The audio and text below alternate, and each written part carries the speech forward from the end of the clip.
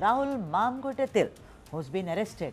But the question is, which I've been asking from day one is, why can't he be asked to sit out? I know he's a very popular leader from Palakkad, but then I think the time has come for the party to take charge and say, sit out for some time. Let's see what we can do.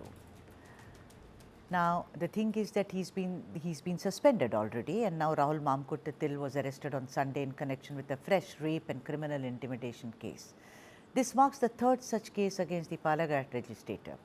Police took Mamkootathil into custody early Sunday following a complaint from a Thiruvalla-based woman who lives abroad, apparently alleging sexual assault in the year 2024.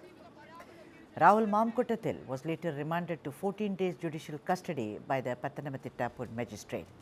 The MLA already faces two separate cases, including rape, criminal intimidation, coerced abortion, verbal threats, and physical assault.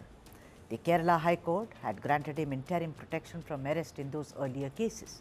In his bail plea, Mamkootathil claimed the relationship with the complainant was consensual and said he ended it immediately after learning that she was married. Right. Meanwhile, the Congress has distanced itself, noting that he's been expelled prior to the new case. When Tandri got arrested, everybody know about that. You understood? The media got the news within minute and within second. When a minister, ex-minister questioned, did you got information? After 2 days. This is the discrepancies. That is what we are concerned about it. That is what concern is raising through this investigation. Kerala Assembly Speaker N. Samsheer has sought legal opinion on whether the MLA can be disqualified. The Ethics and Privileges Committee has been tasked with examining the complaints and investigation findings. Rape cases, multiple allegations, judicial custody. Is it curtains for Rahul Mamkootathil?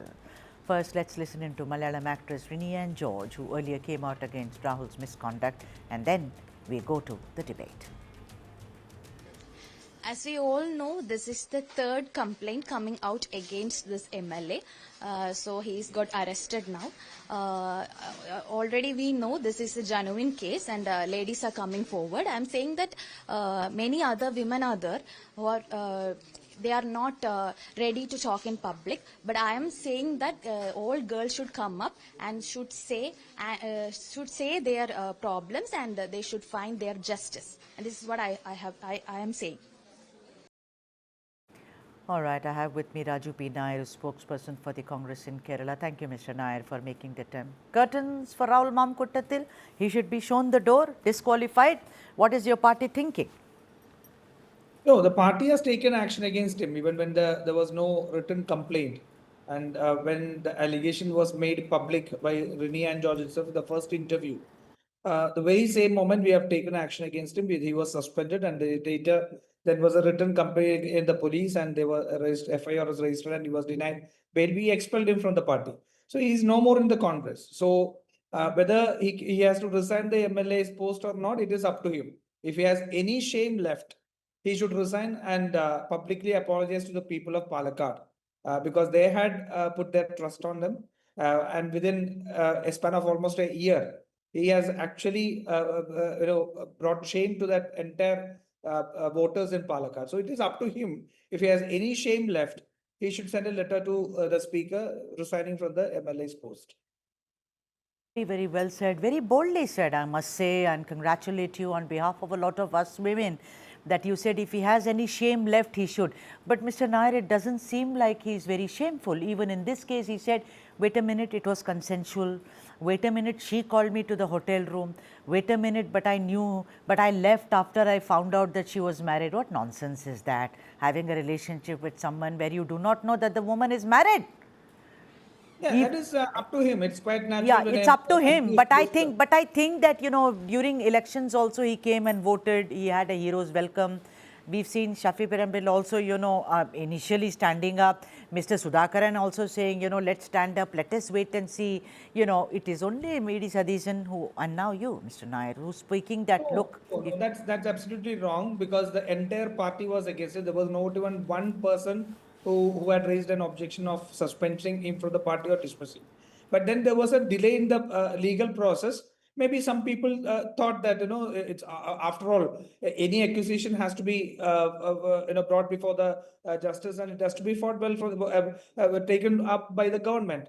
But the government tried to make it a political game, because how did this MLA, such a popular MLA, abscond for almost 14-15 days? So that itself was quite surprising. So my opinion, or the party's opinion, was if there is a case against him, he should be put behind the bars. So just taking one or two statements does not work. The party has decided on that, and party is absolutely clear that there is no support from us.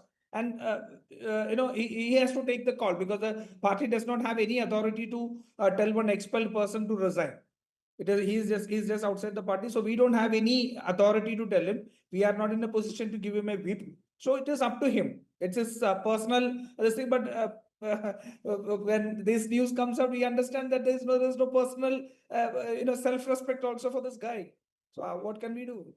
I'll come back to you. Mr. B. N. Haskar, who's the advocate with Kerala High Court, has joined us, but on the phone line. Mr. Haskar, can you hear me? Can you hear me, Mr. Haskar? Oh, I guess that he still has to join us. Mr. Nair, let me come back to you and ask you this. Mr. Nair, what happens if he refuses to resign? You said if he has some shame, he should. Now, of course, he's sitting behind bars. And after, having this high moral ground of as if there has been a conspiracy against him. But I'm asking you this, that what happens if he does not resign? You are going very, very close towards elections in your state. Things are heating up for your party. There is a lot of strategizing, considering you did very well in the local elections. But going forward, Mr. Nair, what happens in such a scenario, sir? If you're asking about the prospects of the party, the people are absolutely clear about the action taken by the party. The party has no other party in this country can you cannot see any party taking such a moral ground in this issue. I don't believe in whataboutery when it comes to atrocities against women. But still, when you ask me a question, what happens when he does not resign? A MLA is still there in the CPM.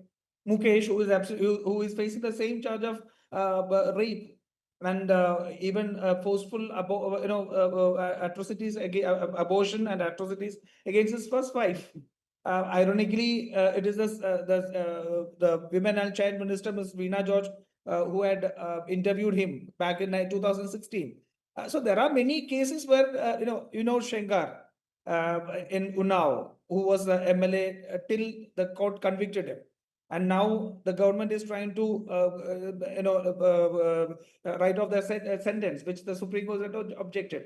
So if you are specifically asking about the Congress perspectives, then I'm very clear that the people have very well understood the position taken by the Congress party, and that obviously they don't have any doubts in their mind. Mr. B. N. Haskar has finally joined us, advocate of Kerala High Court. Mr. Haskar, can you hear me, sir? Tell me. Mr. Haskar? Good evening. Good evening. Good evening. If you can just speak up a little, sir, it's my request to you.